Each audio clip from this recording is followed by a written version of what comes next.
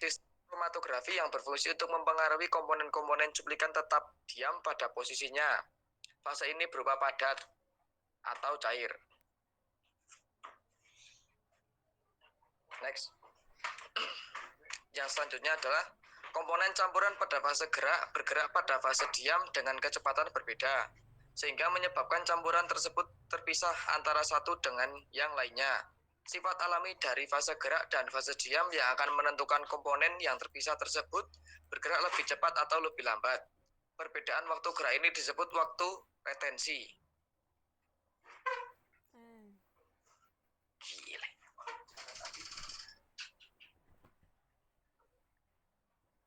Pemisahan campuran dengan metode kromatografi dapat terjadi jika suatu molekul atau senyawa memiliki sifat yang berbeda, antara lain sebagai berikut. 1. Memiliki kelarutan yang berbeda terhadap suatu pelarut. 2. Memiliki sifat untuk berkaitan yang berbeda suatu sama lain dengan fase diamnya. 3. Memiliki sifat mudah menguap atau volatil pada suhu yang berbeda.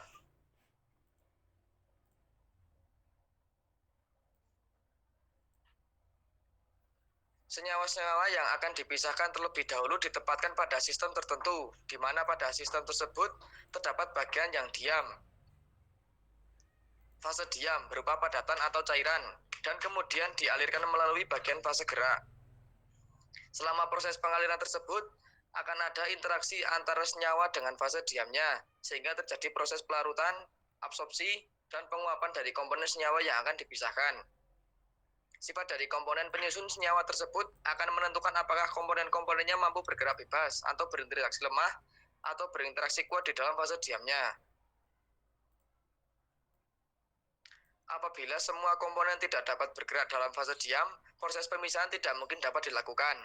Jika komponen dapat bergerak, maka proses pemisahan selanjutnya tergantung pada seberapa besar kecepatan komponen-komponen tersebut.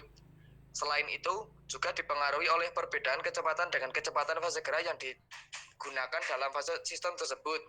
Pemilihan fase gerak penting dilakukan dalam proses kromatografi untuk memastikan semua komponen dapat bergerak dengan kecepatan yang berbeda-beda, sehingga proses pemisahan dapat terjadi. Pada dasarnya, kromatografi merupakan migrasi diferensial, di mana komponen-komponen sampel ditahan secara selektif oleh fase diamnya. Jenis-jenis kromatografi.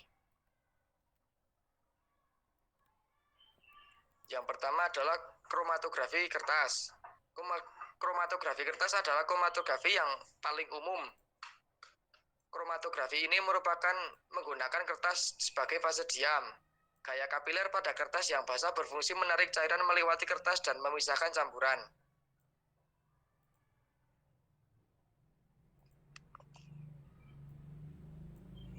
Kromatografi kertas biasanya digunakan untuk memisahkan tinta, zat berwarna, dan senyawa tumbuhan seperti klorofil.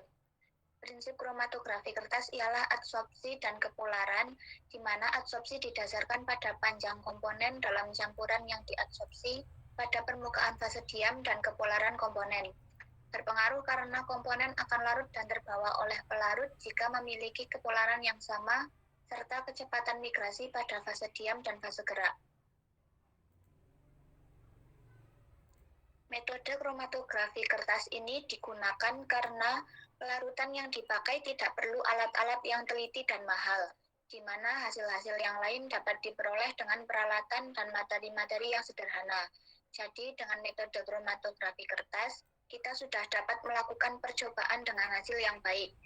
Prinsipnya pun adsorpsi dan kepolaran, di mana adsorpsi didasarkan pada panjang komponen dalam campuran yang diadsorpsi pada permukaan fase diam dan kepolaran, di mana adsorpsi didasarkan pada panjang komponen yang berpengaruh, karena komponen akan larut dan terbawa oleh pelarut jika memiliki kepolaran yang sama, serta kecepatan migrasi pada fase gerak. Jenis kromatografi kertas yang pertama, kromatografi kertas menurun. Pada jenis ini, pengembangan kromatogram adalah menurun dengan membiarkan pelarut bergerak turun mengaliri kertas.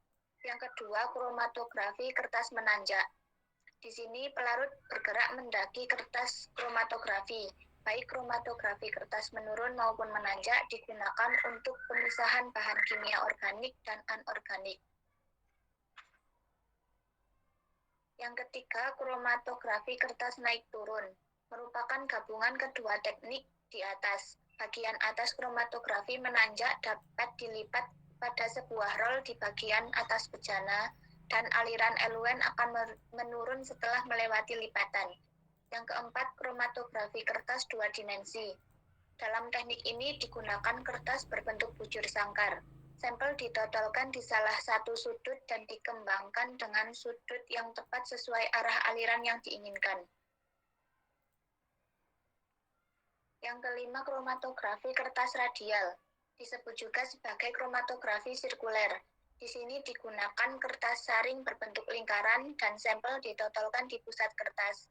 Setelah noda mengering, kertas saring diletakkan horizontal di atas cawan Petri yang berisi pelarut, sehingga sumbu kertas tercelup di dalam pelarut.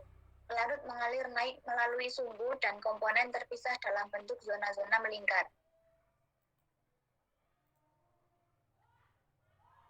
Yang kedua, kromatografi lapis tipis. Merupakan suatu teknik kromatografi yang digunakan untuk memisahkan campuran yang tidak volatil. Kromatografi lapisan tipis dilakukan pada selembar kaca, plastik atau aluminium foil yang dilapisi dengan lapisan tipis bahan adsorban, biasanya silika gel, aluminium oksida, atau selulosa.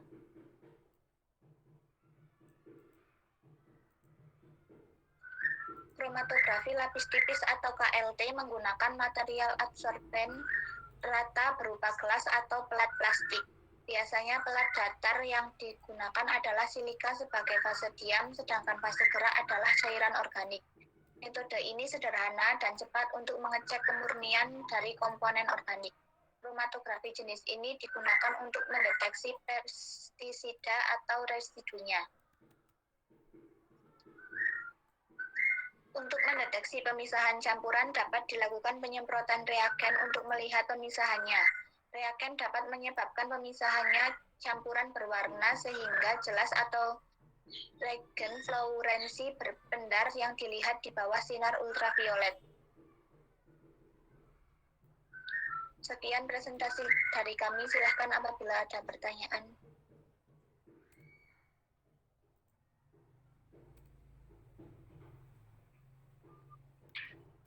Ya, ada yang mau ditanyakan tentang kromatografi? Jadi kita kemarin sudah mempelajari ya tentang teknik pemisahan atau teknik isolasi, seperti ekstraksi, destilasi, sokletasi, itu sudah semua. Kemudian kita ke teknik pemisahan menggunakan kromatografi. Kromatografi juga banyak macamnya, tetapi untuk kelompok ini memang tugasnya di kertas ya, kromatografi kertas dan kromatografi lapis tipis. Secara prinsip sama, maksudnya untuk kromatografi itu seperti apa ya, karena masih dalam satu kromatografi, cuman nanti dari segi teknisnya yang beda ya. Oke, coba kita ulang lagi dari slide pertama.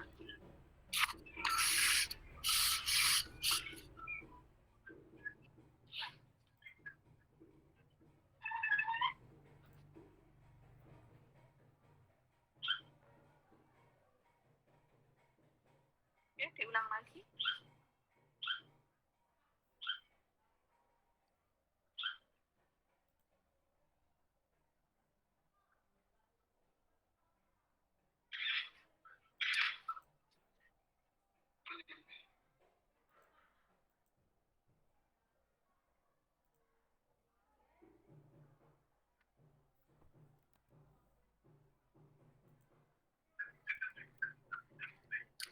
Oke, teknik pemisahan campuran yang berdasarkan pada kesetimbangan fase.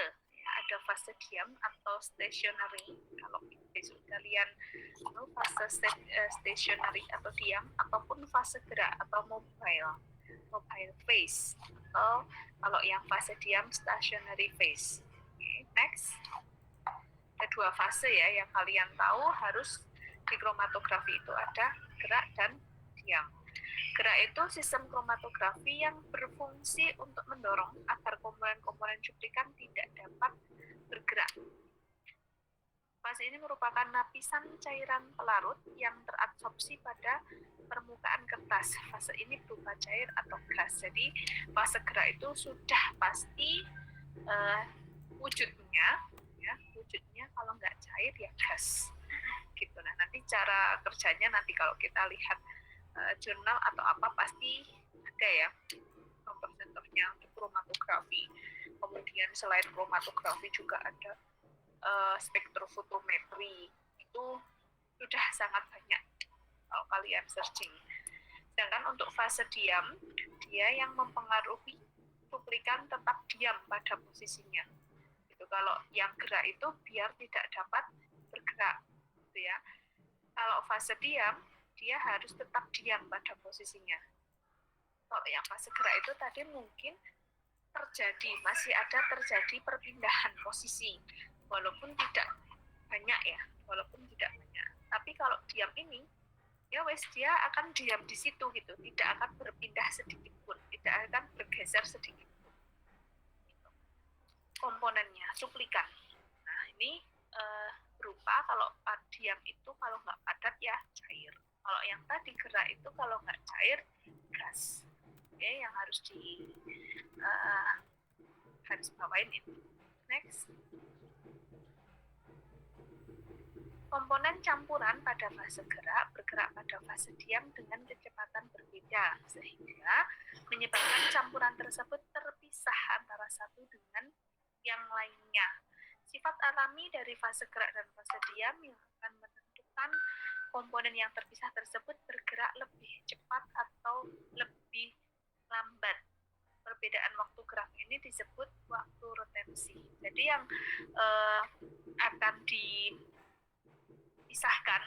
itu dia tetap bergerak ya, itu kan masih ke fase gerak. Fase gerak akan bergerak pada fase diamnya dengan kecepatan yang berbeda, sehingga menyebabkan campuran tersebut terpisah. Jadi kan campuran itu kan terdiri dari beberapa zat ya. Nah, dengan adanya fase gerak ataupun fase diam ini, si campuran itu akan terpisah satu dengan lainnya, senyawa satu dengan senyawa yang lainnya itu terpisah. Nah, nanti mana nih senyawa yang akan kita gunakan untuk penelitian? Nah, itu kita tinggal mengambil yang sesuai, gitu ya. Itu fungsinya dari fase diam dan fase gerak itu untuk memisahkan senyawa-senyawa dari tadi campurannya. Next.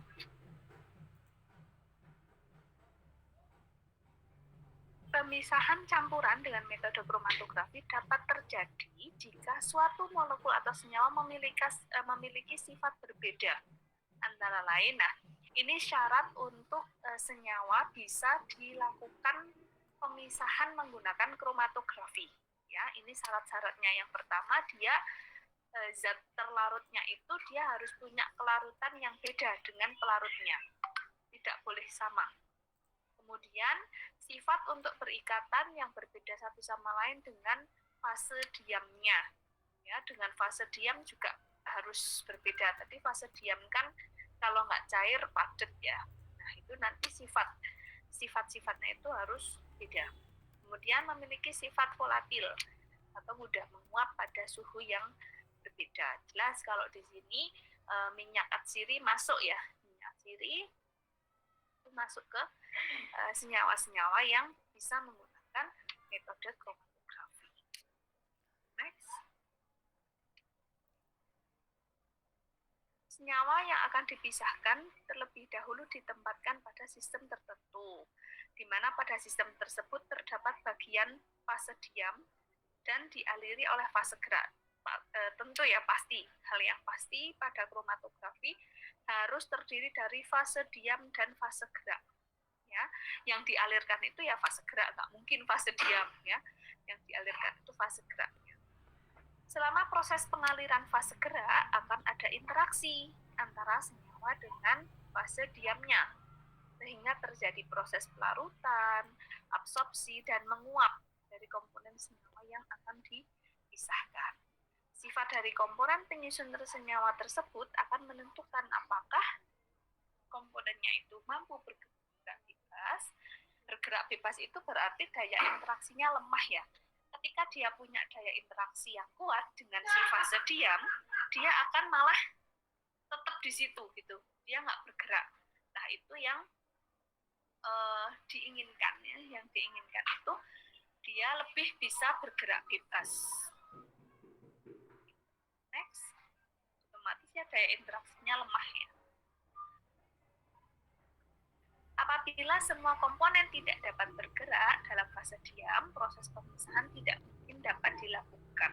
Nah, yang masih nyambung dengan yang tadi, otomatis syarat yang digunakan ya di kromatografi ini adalah dia tidak berinteraksi secara kuat, tetapi dia berinteraksi secara lemah. Otomatis kan kalau interaksinya lemah itu karena sifatnya berbeda. Yang tadi ya masih nyambung yang tadi, sifatnya berbeda, otomatis dia bergeraknya itu lebih bebas, bergerak lebih bebas karena daya interaksinya itu sedikit, dia lebih rendah, makanya dia lebih bergerak bebas. Otomatis dengan bergerak bebas itu proses pemisahannya akan lebih mudah dilakukan. Jika komponen dapat bergerak, maka proses pemisahan selanjutnya tergantung pada seberapa besar kecepatan. Nah, kalau sudah bisa memisah, faktor yang kedua adalah kecepatan. Kecepatan untuk melakukan pemisahan. Ya. Kalau yang syarat pertama tadi, yang penting dia sifatnya berbeda, sehingga tidak ada terjadi interaksi yang kuat, sehingga terjadi proses pemisahan. Nah, setelah terjadi proses pemisahan, syarat yang kedua adalah kecepatannya, kecepatan dalam memisah itu tadi, memisahnya. Selain itu juga dipengaruhi oleh perbedaan kecepatan, itu sudah. Pemilihan fase gerak penting dilakukan dalam proses kromatografi untuk memastikan semua komponen bergerak dengan kecepatan yang berbeda-beda. Nggak mungkin ya antara satu dengan yang lainnya komponennya itu bergeraknya kecepatannya sama, pasti berbeda. Pada dasarnya, kromatografi merupakan migrasi diferensial, di mana komponen sampel ditahan secara selektif oleh fase diamnya. Next.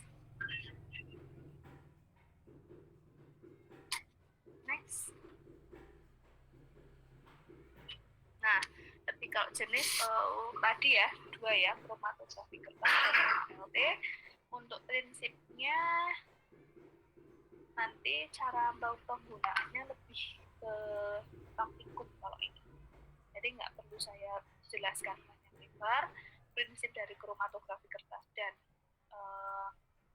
lapis tipis, di situ sudah ada ya komponennya apa saja kalau kromatografi kertas, kemudian dia digunakan itu untuk fase yang mana gitu ya, kan tadi kita sudah ada ya fase diam, fase geraknya.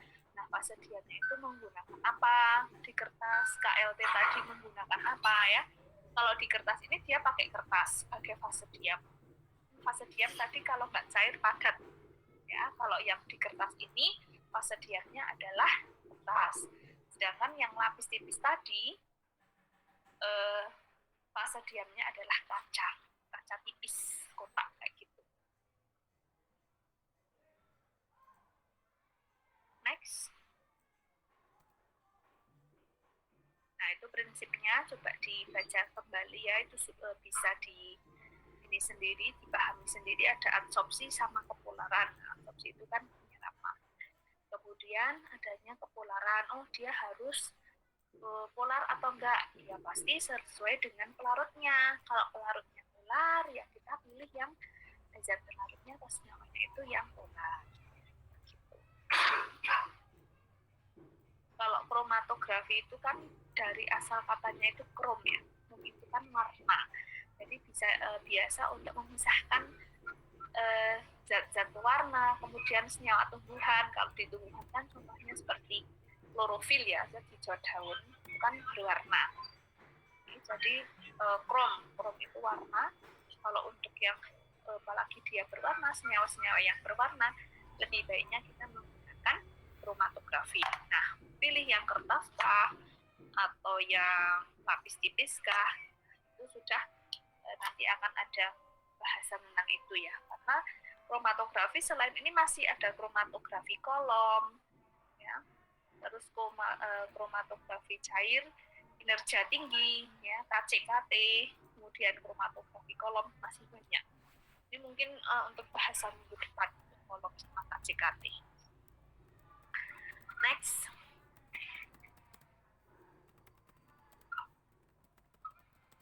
Nah, untuk kertas ini digunakan karena pelarutan yang dipakai itu tidak perlu alat yang teliti dan mahal. Jadi sebenarnya masih metode konvensional ya untuk kromatografi kertas ini yang sudah sangat sering digunakan, yaitu tadi KCKT ataupun KLT. Itu sudah yang sering digunakan dua itu. Kok yang kertas, kolom itu jarang. Ya. Next, mungkin yang langsung ke KLT-nya. Ini lebih ke jenis-jenisnya ya.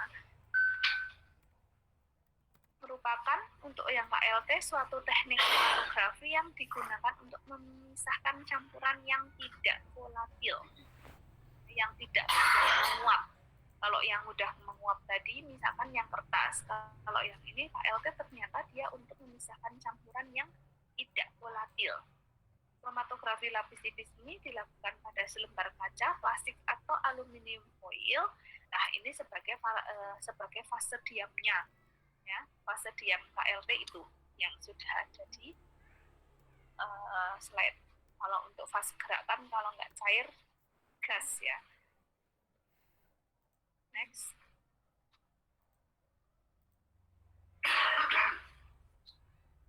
Kalau absorbennya untuk KLT itu biasanya yang gelas atau plastik. Kalau untuk mengecek kemurnian dia cepat gitu ya. Contohnya untuk mendeteksi pestisida ataupun mungkin residu dari si pestisida. Next.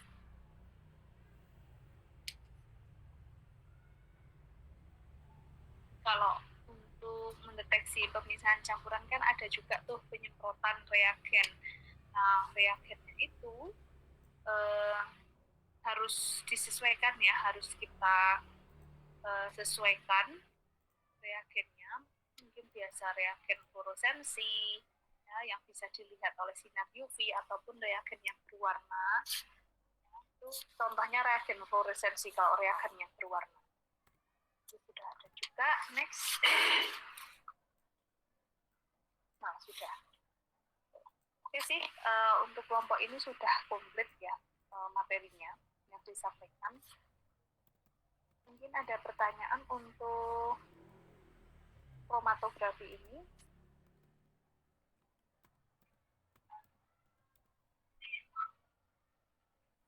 Ya, kalau tidak mungkin saya bagi tugas untuk minggu depan aja ya. Untuk minggu depan teman-teman yang stabilo dulu, yang stabilo tugasnya adalah sama disediaan larutan, tetapi dengan pelarut surfaktan ataupun pelarut yang campur. Jadi masih di stabilitas senyawa obat dalam sediaan larutan, tapi yang pelarutnya itu campur atau surfaktan. Itu gimana stabilitasnya. Kemudian kalau untuk yang isolasi,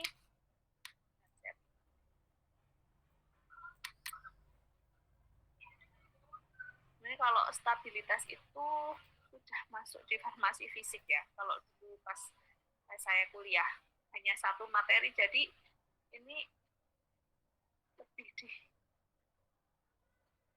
lebih banyak lagi. Jadi saya agak bingung, mungkin materinya juga mbak, tiap materi itu mbak banyak ya.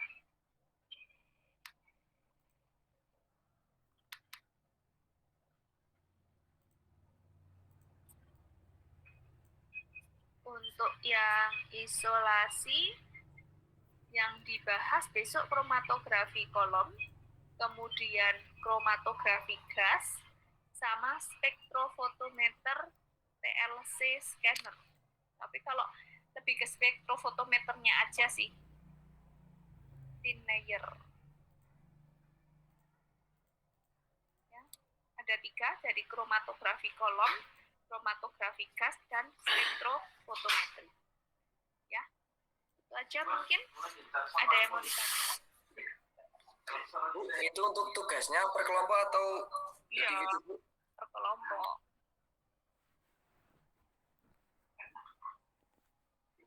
Baik, terima kasih, Bu. Oke, ada lagi?